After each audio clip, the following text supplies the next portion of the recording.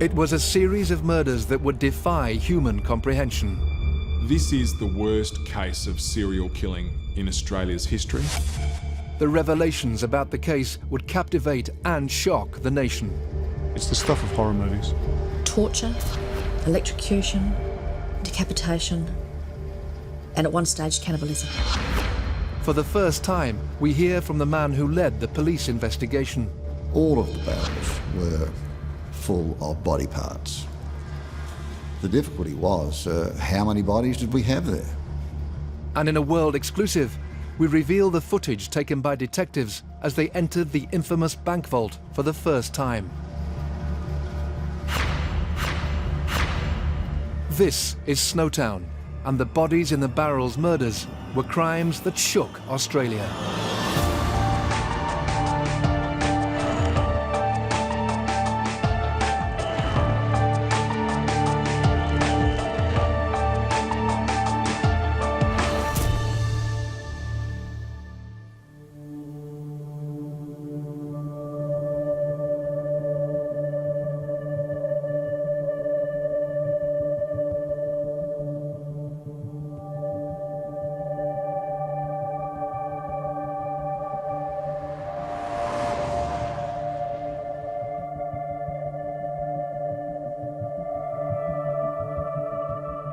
Sometimes, the most shocking crimes can start with a less significant case, an almost inconsequential inquiry that prompts an inquisitive detective to delve a little deeper.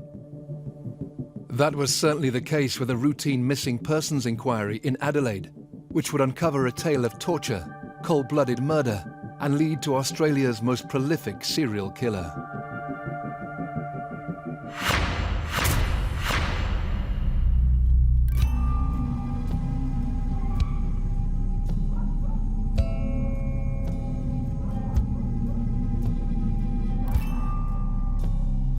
There was an officer in charge of the police major crime section, Paul Schramm, who instigated a system in the major crime branch that when detectives had some downtime, which was rare, they would have a look at old missing persons cases. So cases that had perhaps sat idle for a while. They're never closed, but perhaps had sat idle for a while. I'd only just gone to major crime investigation branch, and the missing persons section came under the same branch structure. So I asked the missing persons section to choose 10 files that they thought were most worthy of a review. The reason he did that was that people who disappear really only disappear for 3 reasons generally, and one is that they've chosen to, another is that they've taken their own life, and the third is that they've met with foul play. And when that possibility can never be discounted, then a missing persons case is always worth looking at and considering. One of those files was a chap called Clinton Trezise. Clinton Trezise was a down-on-his-luck young man who had spent most of his childhood in foster care. He disappeared in 1992 and wasn't reported missing for 3 years. There wasn't really anything to go on. The usual trails had gone cold soon after his disappearance. Things like transactions in his bank account, they weren't occurring. Some of his possessions had disappeared at the time he did from his flat. A lot of people disappear in that way for whatever reason, and so it was a difficult case. While that was happening, there was another missing persons case that came to the attention of the missing persons unit, which worked side by side with the major crime branch. And that was a person called Barry Lane, who vanished and was reported missing by his family. And it became clear to the police fairly quickly that there was a link between Trezise and Lane, that they were associates. Clinton Trezise had actually been living with Barry Lane in the early 1990s, and the pair had become close friends. Rumours swirling around Adelaide's northern suburbs even suggested there was a physical relationship between them. Barry Lane was a bizarre, warped character. He was a pedophile. He was a predator. He had no redeeming features. The detectives started to look into the background of those 2 people. And what we learned very early was that they were on a disability pension. their disability pension was still being drawn down at various ATMs. Traditionally, when you look at a missing persons file, if that is happening, it may indicate that the person is still alive. Investigators searched Barry Lane's bank account, which revealed that regular withdrawals were being made.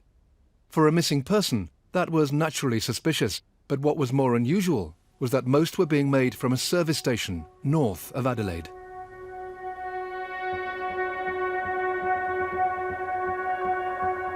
Surveillance cameras were installed watching that particular bank machine at that particular service station. And pretty early on, pretty soon after those cameras were installed, police were able to obtain footage of a person making withdrawals from Barry Lane's bank account. Only it wasn't Barry Lane. And so that left police with a task to determine who that was, and they were able to do that pretty quickly, and that person was Robert Wagner. Police discovered that Wagner was a friend of Barry Lane's, and now he'd been spotted taking money from the missing man's bank account. 2 weeks later, he was seen doing the same thing again.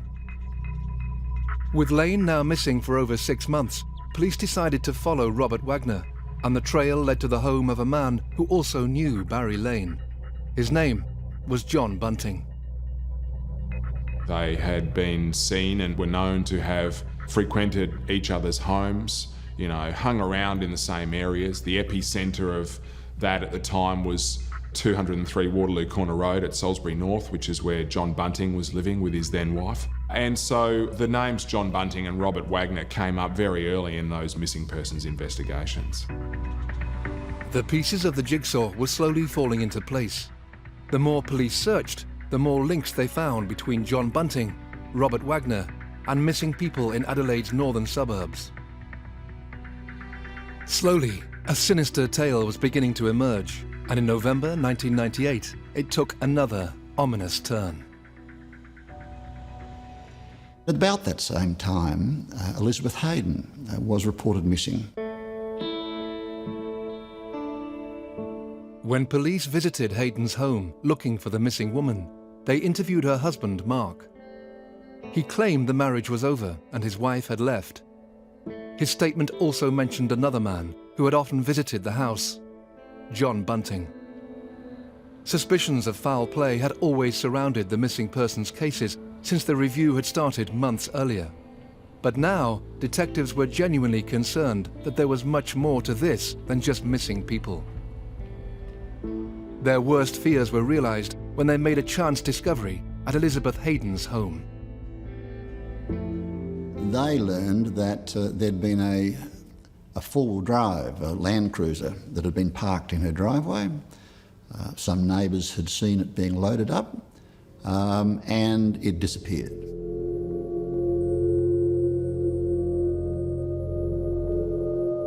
The witness account described Bunting and Wagner loading garbage bags into a four-wheel drive at about the time she disappeared. The Land Cruiser was important to our investigation because it had disappeared from Elizabeth Hayden's premises at about the same time as she'd gone missing. So it was important to find out, had she met foul play, had she been conveyed in this particular vehicle, what was the relationship with her disappearance? The Land Cruiser represented a vital clue, the first breakthrough that would eventually lead police to the infamous bank vault and its gruesome contents. John Bunting, Mark Hayden and Robert Wagner were all interviewed separately, and they all provided a different account as to what had happened to that Land Cruiser, where it had gone and how it had been disposed of. So that immediately rang bells with the police. It became a vehicle that we needed to urgently find. Bunting and Wagner were soon linked to yet another missing person when the 1996 disappearance of Suzanne Allen was re-investigated.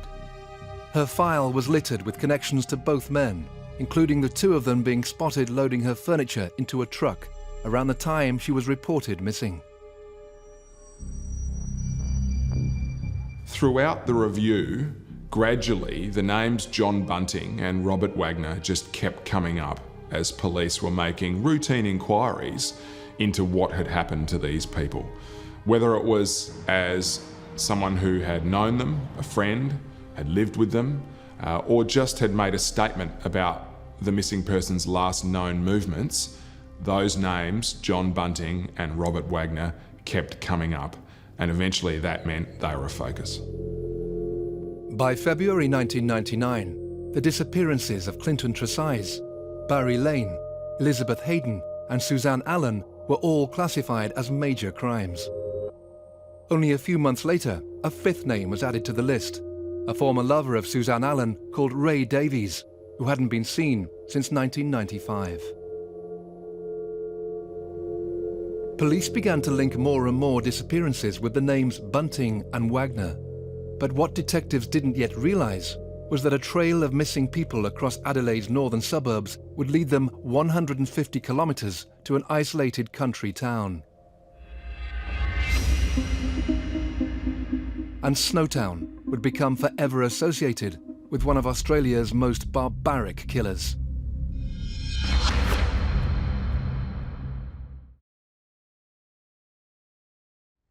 In February 1999, detectives investigating the disappearances of 5 people were focusing their attentions on Adelaide's northern suburbs, the area where the missing people were last seen alive.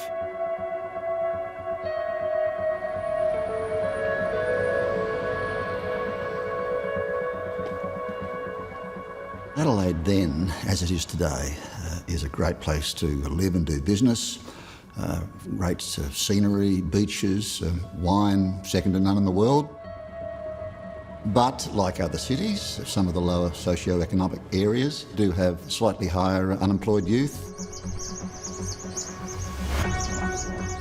There were families for whom employment was unthought of. So it wasn't a case of people wanted to get jobs and couldn't get them, but rather there were whole communities in which it was unthinkable to hold a job. And with that, you get crime. Detectives were beginning to strengthen the links between the 5 missing people. Many were having money taken from their bank accounts by strangers. But what was more worrying was that they were all linked to the same 2 individuals, Robert Wagner and John Bunting. John Bunting didn't have a criminal history, nothing that was serious. There were no serious assaults or anything like that, just minor matters. Robert Wagner, the same, nothing serious. John Bunting grew up in the suburb of Inala. His parents were good, honest people, and they loved him and they cared for him. But he showed some really concerning traits as a child from very early on, and one of those was the pleasure he used to take in killing things. It started with insects, and he'd experiment with dropping insects into different types of acids or chemicals and see how quickly they died. And as he got older, as a teenager and a young adult, he took a bit more pleasure than you would expect from killing animals and things like that. So there were some early signs that this was a fella who was definitely not right. As he grew a bit older, he also developed an interest in Nazism and white supremacy, to the point where he read a copy of Mein Kampf and upset his mum by painting a swastika on the inside of his car boot. But by his own account, he also suffered a horrible moment of sexual abuse at the hands of a brother's friend, where he was sexually assaulted, or so he would tell years later. And I think that had a significant impact on him as well. Wagner was also sexually abused as a young man. Bunting, to some extent, also preyed on that vulnerability. Wagner was very much Bunting's henchman. He was a tall man and provided Bunting with a physical backup that he needed. He needed someone who wouldn't question him or challenge him. Wagner fulfilled that role. As police attempted to untangle the complex web of missing people that surrounded Bunting and Wagner, their attention focused on Elizabeth Hayden. She was reported missing by her brother on the 25th of November 1998, and she hadn't been seen since. Elizabeth Hayden was the wife of Mark Hayden. She was not a particularly intelligent person. She had endured a difficult life, and she was someone who existed at close quarters with John Bunting because he was friends with her husband, and she eventually began to irritate John Bunting. He found Elizabeth Hayden irritating, and Mark Hayden obviously developed a dislike for his wife. Mark Hayden is a down-on-your-luck kind of guy. He's a working-class person, not very intelligent at all. And Bunting, like he would with other people, would hold court with Mark Hayden, talk to him about things he'd done, boast about violent things he'd done or crimes he'd committed. And Mark Hayden was a weak and an easily led person and quickly fell under John Bunting's spell. On the 6th of February 1999, what started as a straightforward missing persons case review was reclassified as a major crime. This meant police investigating the 5 disappearances were given more resources, and investigators stepped up the surveillance of the 2 men at the heart of the police operation. At this stage of the investigation, we had sufficient evidence to go to a judge and to get some telephone intercepts, some listening device warrants. The detectives who were investigating the case were contacted by our surveillance section, who were surveilling Mr. Wagner and Mr. Bunting, and we found that they were heading to Snowtown.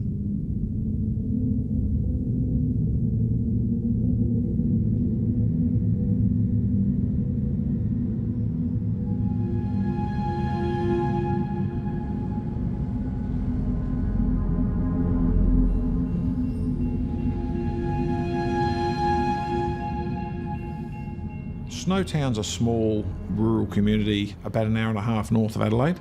Population, I think, in the low hundreds. It's probably full of mostly retirees and farmers from the surrounding district.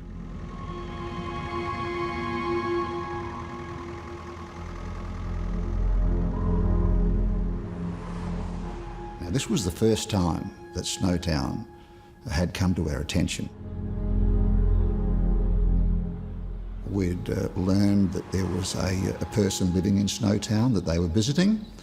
So it was that time of the investigation that we thought we should pay Snowtown a visit.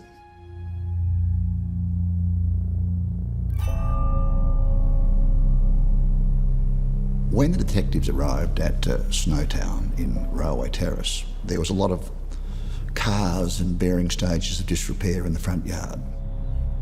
And to their surprise, there was the missing Land Cruiser that we'd been looking for all over Australia. So that was a significant step in the investigation. Now we had a link between Bunting and Hayden and Wagner and the Land Cruiser. The Land Cruiser found in Snowtown was last seen at Elizabeth Hayden's house in Adelaide 6 months earlier. Given that it had disappeared at the same time as her, police were keen to find out where it had been. So we opted to go and speak to the owner of the premises, and he told them that, in fact, that person knew Mr. Bunting, Mr. Wagner, and a person called Hayden, and that, in fact, these people had rented an old bank building in Snowtown.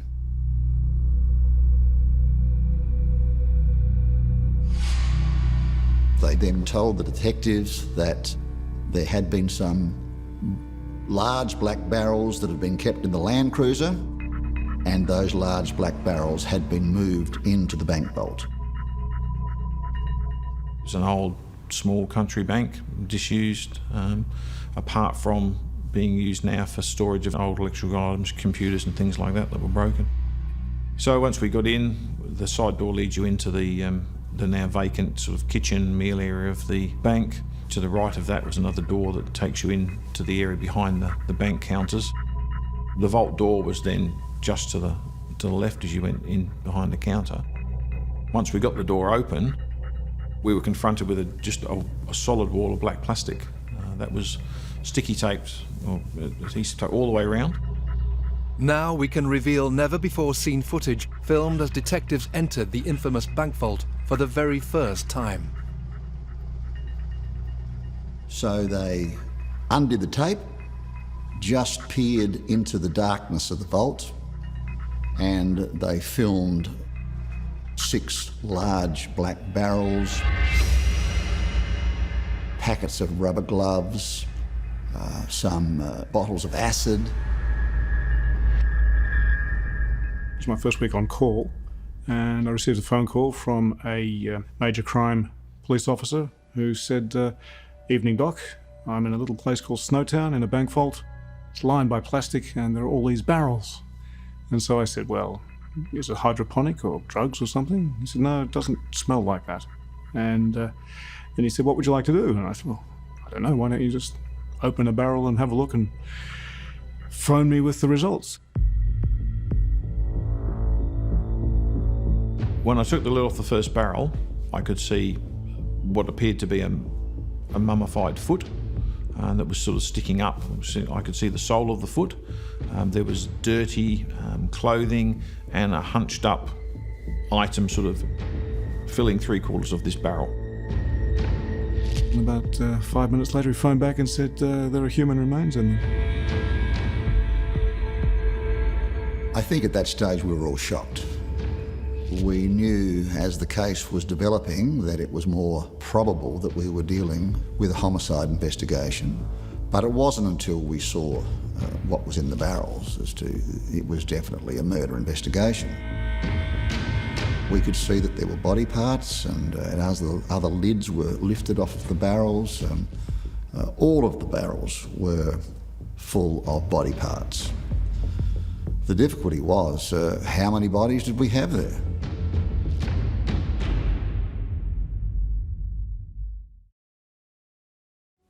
Police in South Australia had made a gruesome discovery inside a bank vault in Snowtown, 150 kilometres north of Adelaide.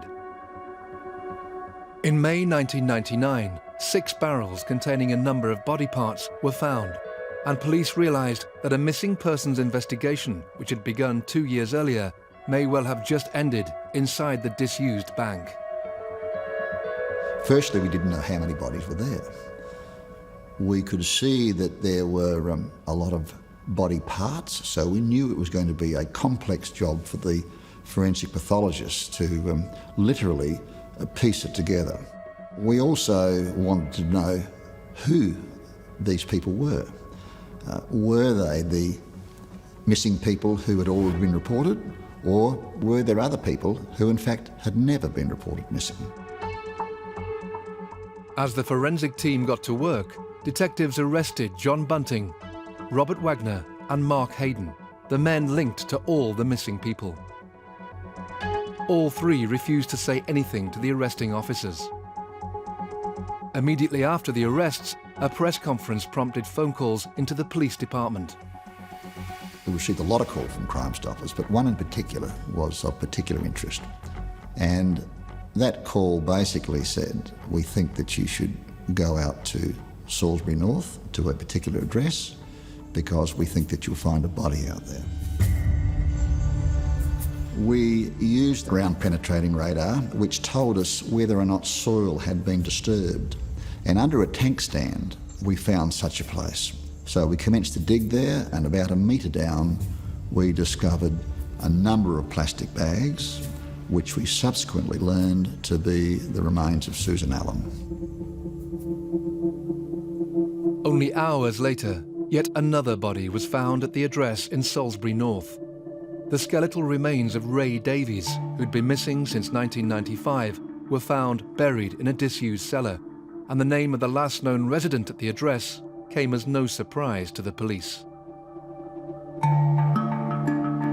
The address where the bodies were found, Ray Davies and Susan Allen, was where John Bunting had been living. As investigations continued at the house in Salisbury North, the police forensic teams carried on the grim task of determining who was contained inside the barrels retrieved from the Snowtown bank vault. So one by one, we brought the bodies, still in the barrels, into the mortuary and took the lid off, and then we decanted the fluid, which left the remains. And then we basically just reached in and took the bodies and the body parts out. It was like a grotesque jigsaw puzzle in a way. They had used acid to try and dissolve the bodies, but you need a lot of acid to dissolve bodies. And bodies have a tremendous percentage of water content, and so the water really neutralised the acid. So the bodies were just sitting in this almost sterile, oxygen-deprived environment, and that's why we could actually get some identification. There were tattoos present, there were fingerprints still that could be taken, and also we could see some of the methods that it used to kill these victims. We had 3 cases that had ropes around their neck, and so that suggests that they were strangled with the ropes. They also had gags. There was also evidence of maltreatment. One of the victims had handcuffs still on. There were some thumb cuffs present in the barrel with him. One of the victims certainly had burns across the chest, and a couple of them had blackened areas, I think one on the scrotum and one on the feet, that could have been from burns as well. What had begun as an investigation into 5 missing people had turned into a multiple murder inquiry. Police had already established that 2 of the 5 were dead. With the 3 remaining individuals still unaccounted for, detectives were shocked when the forensic team reported there were actually 8 bodies contained in the barrels. Were the 3 missing people among them? And if so, who were the others? Just days after the arrests of the 3 suspects, Robert Wagner, John Bunting and Mark Hayden, detectives would find out the answer. We'd become aware in the investigation up to this point in time that there was a young man called Jamie Vlasakis, who was an associate of the other offenders. The identity of Jamie Vlasakis is still protected by a court-issued suppression order. Jamie Vlasakis, like a lot of people in this story, was a person who endured a horrific childhood. He was a young man who was born into a troubled family, whose father sexually abused him and then died when he was very young. At that point in his life, John Bunting walked in. John Bunting became a huge part of his life. He became the father he never had. Like so many other people that John Bunting exerted influence over, he was a shining light. He was a way out. He was a rescuer, a white knight, if you like. And that was the dynamic early on between them. So Jamie Vlasakis was right there, watching and listening as these events started to unfold. And as he grew older and became more useful, John Bunting involved him in his crimes. Over the course of several interviews, culminating in a 2,000-page statement, Vlasakis would recount a tale of death and destruction spanning almost 8 years. He would also go on to implicate someone else in the killings, himself. With that knowledge, and under the weight of guilt and shame and despair, he began detailing what he knew about all of the murders that predated his involvement, and then all of the murders that he took part in or was a witness to in some way. And what that did was provide police with a roadmap to this entire series of crimes. His statement would form the basis of the biggest criminal investigation in Australian history. From the first murder until the last, Vlasakis laid out who the victims were and how and why they had died, starting with Bunting's first victim, Clinton Tresize. Clinton Tresize was murdered by John Bunting. He was attacked inside John Bunting's house at Salisbury North. He was knocked down and he was attacked with a hammer and he had his skull caved in. Ray Davies, found buried in the garden of Bunting's house, was murdered in 1995 because he was suspected of abusing children. It emerged that Vlasakis' mother had helped in the killing. Suzanne Allen, also found buried at the house, died a year later. Bunting and Wagner admitted cutting up her body. Vlasakis could also put names to the bodies found in the barrels. To the shock of the detectives, those names included the killer's own family members. There was a suggestion by Jamie Vlasakis that his brother Troy Yude had molested him when he was young, and that angered John Bunting. He was at home, he was in his bedroom, when Bunting, Wagner Vlasakis and Hayden all turned up at the house, and then took him into the bathroom where he endured horrific acts of torture, burns, toes crushed with pliers, and was eventually murdered in there. As the horrific tale unfolded, the scale of depravity got worse. Fred Brooks vanished in September 1998. His mother had had a relationship with Bunting, and he wrongly suspected that Fred was a paedophile. The murder of Fred Brooks was truly horrific. It was very possibly one of, if not the most horrific of all of these crimes. He endured unspeakable acts of torture before he was finally murdered. He was burnt with cigarettes, he had his toes crushed with pliers, he even had a lit sparkler forced down the eye of the penis, and he was restrained as it burned down towards his own flesh. It was a truly horrific, enduring moment of torture, and so when he was finally murdered, it was probably some point of relief for a young man who must have known that he was going to die. Friends, too, died at the hands of the cold-blooded killers. Michael Gardiner died in September 1997 because Robert Wagner found his homosexuality offensive.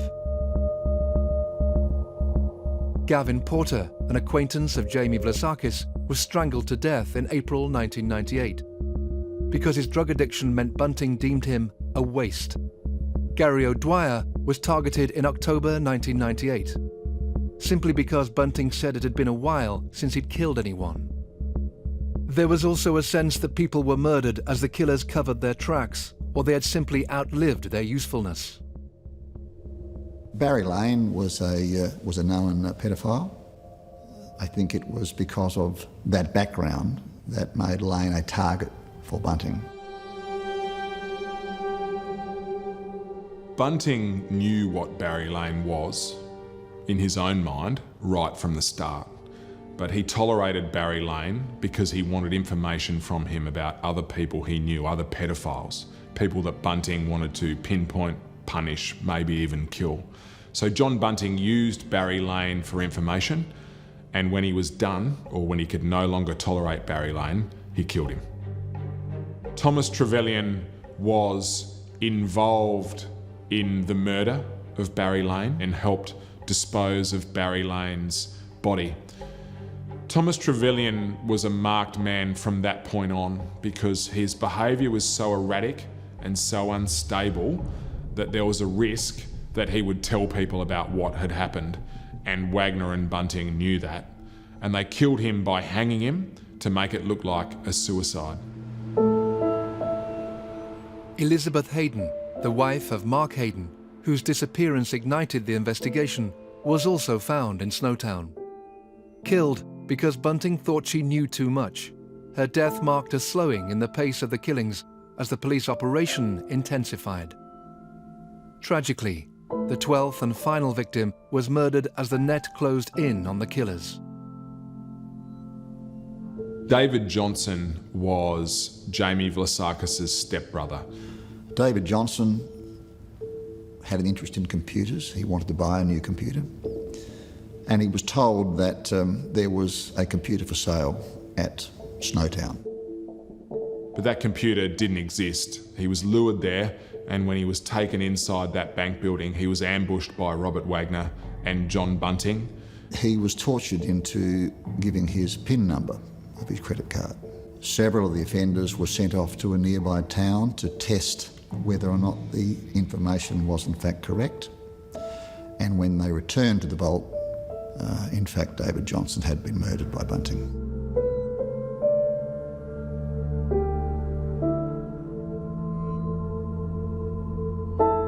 Just 11 days after Johnson was killed, police entered the vault of the bank for the first time and discovered the barrels. Now, with the victims identified, for the police the question remained what could possibly have motivated these murders. The answer to that lay in the dark and twisted mind of John Bunting.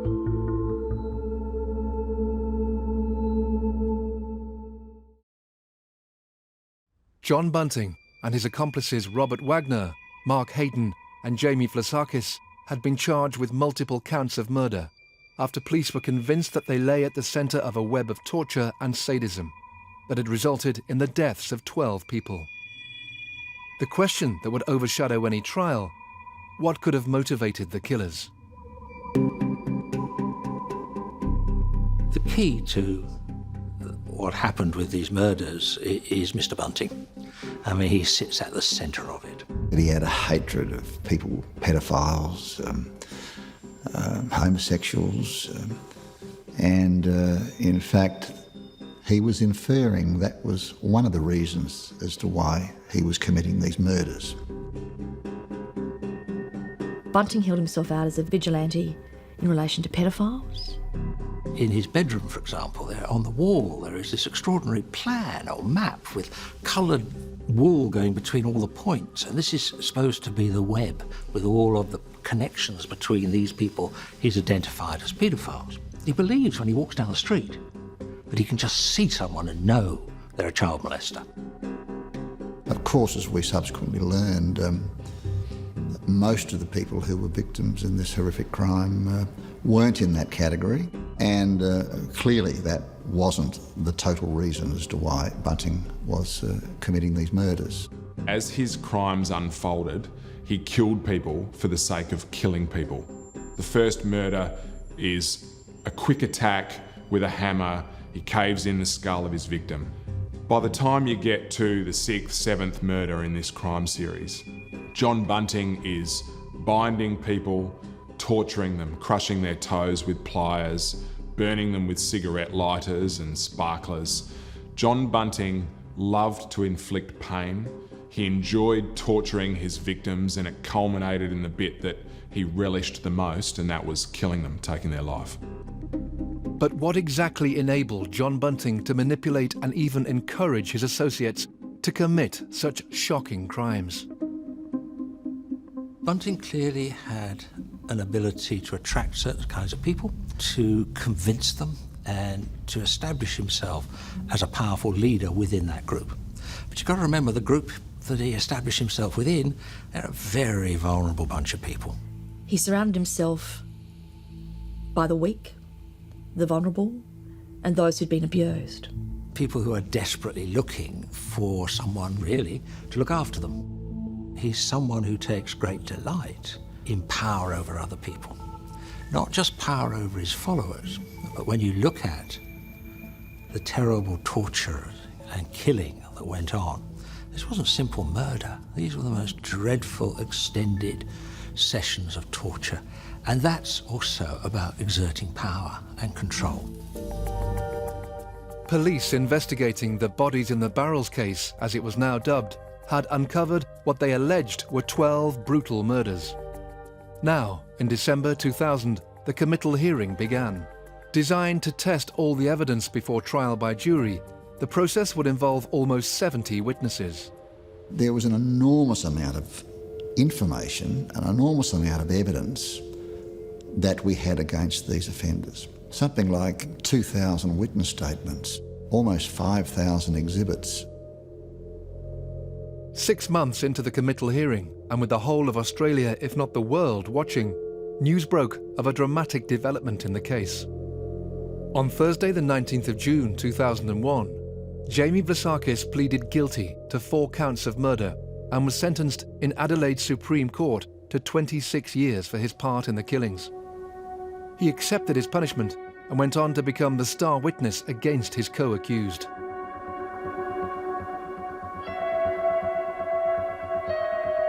Whilst we had lots of pieces of evidence, Jamie Vlasakis was the storyteller. Jamie Vlasakis could tell the story of how this could possibly happen. He put the personalities into the equation. He could tell us the whys, not just what happened, but why it happened and how this could happen. Yes, of course it was to his advantage that he assisted. Yes, it meant he got a lesser sentence. But I believe that he was also personally motivated by guilt and a desire to actually do the right thing. After years of legal arguments, the trial of John Bunting and Robert Wagner began on the 16th of October 2002. Both men were charged with numerous counts of murder. Mark Hayden was charged with 2 counts of murder and several counts of assisting an offender. He would face trial separately. When John Bunting and Robert Wagner stood in the dock in court, almost always, their mood and their appearance was defiant. They were not people who looked like they had any remorse in any way. They were not people who looked like they were emotionally overcome by the things that they'd done or by hearing about it again. They were defiant. The prosecution's case was as convincing as it was shocking. Forensic evidence found in the bank placed Bunting, Wagner and Hayden inside the vault in contact with both the bodies and a variety of weapons and tools used to torture and dismember their victims. They could also prove that Bunting and Hayden had rented the bank vault, and financial records illustrated that the trio had gone to great lengths to steal their victims' money. But perhaps the most chilling evidence was found on a series of audio cassettes uncovered during the investigation. We were partway through the trial. We had a phone call from the police saying they had something that we needed to hear. And that was a tape recording which purported to be the voice of Susan Allen. And when that was played, it was basically saying, don't worry about me, I've found a boyfriend and I've gone overseas. And in fact, we found some witnesses later on that had listened to that tape in a telephone call, and they believed it to be the missing person. So that did influence police's belief that in fact she was still alive. We of course subsequently found out that that was part of their method of operation. He would make them read certain things out and say certain things which were recorded, and then these were put together so as to make what appeared to be phone messages to friends and relatives from the person who was now dead. Given their graphic nature, the audio recordings have never been publicly released. And also, of course, he extracted information from them about their pensions and their bank cards and things like that. So there was a small element of the pragmatic thief, but a large element of the vile sadist. During the trial, the jury had to hear about the most horrific details in terms of what happened to these victims. That involved torture, electrocution, decapitation, and at one stage, cannibalism. It was following the final murder in this crime spree, and that was the murder of David Johnson. And Robert Wagner and John Bunting removed a portion of his flesh in the bank vault at Snowtown and took it across the road in a plastic glove to their friend's house and told him that they had some roo meat to cook. And they fried this piece of flesh in a fry pan on the stove and cut it up and served it not only to themselves but also this friend of theirs. And he ate it and they ate it, and it was a disturbing moment, but the friend didn't know what it was. The prosecution rested their case after 174 days of arduous and extremely graphic detail. In comparison, the defence team contesting the charges took just 18 minutes. If the court or the media expected to hear any revelations from the killers themselves, they would be disappointed. At the conclusion of the prosecution case, each of the accused were entitled to give evidence. Both elected not to give evidence and remained silent. On Monday, the 8th of September, 2003, the jury reached their verdicts. Bunting and Wagner were found guilty on all counts, except the murder of Suzanne Allen. On that count, they couldn't reach a verdict. Bunting and Wagner claimed that she had died of natural causes and they had buried her. The evidence wasn't solid enough to prove otherwise. The judge commented that they had been involved in killing for pleasure. There was little likelihood of their rehabilitation. So 2 of the offenders, Mr. Bunting and Mr. Wagner, were sentenced to life imprisonment without parole. The jury verdicts confirm Bunting and Wagner as Australia's worst serial killers. Theirs was a remorseless and relentless campaign of murder. In my view, Justice Martin adopted the only course that was really open to him. The crimes that were committed were so horrific, so beyond human comprehension, that these men can never be released back into the community. Mark Hayden was eventually convicted of assisting in the murders. The jury were not satisfied that he had been involved in the murders himself, but were satisfied that he had certainly assisted in them. As a consequence, he received a sentence of 28 years. One of the forgotten victims in the whole sordid saga is the very place that has become inextricably linked to these crimes. The reality is that an old bank in a quiet country town has now in many ways become a shrine to the victims of Australia's worst serial killer.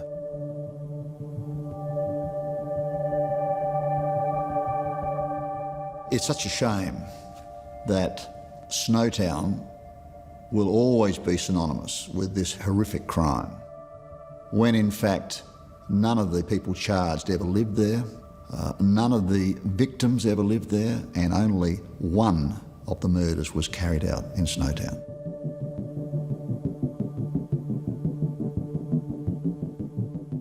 It's a terrible shame that Snowtown has been labelled now with this terrible stigma attached to the Snowtown murders. It is a small rural town that already was in decline, and the people there lived quiet lives and didn't need the attention of the world that they got. People assume that the murders occurred in Snowtown. It's very unfortunate for the small community, but Snowtown is not a good name in Australia. This is the worst case of serial killing in Australia's history. It's one of the most abhorrent and worst crimes ever committed in this country. And it's also a case that is unique globally in the fact that it was a group of killers which also preyed on itself. The whole thing is actually, it's the stuff of horror movies. Could something like this happen again? Well, you would hope not, but human nature being as it is, it's possible.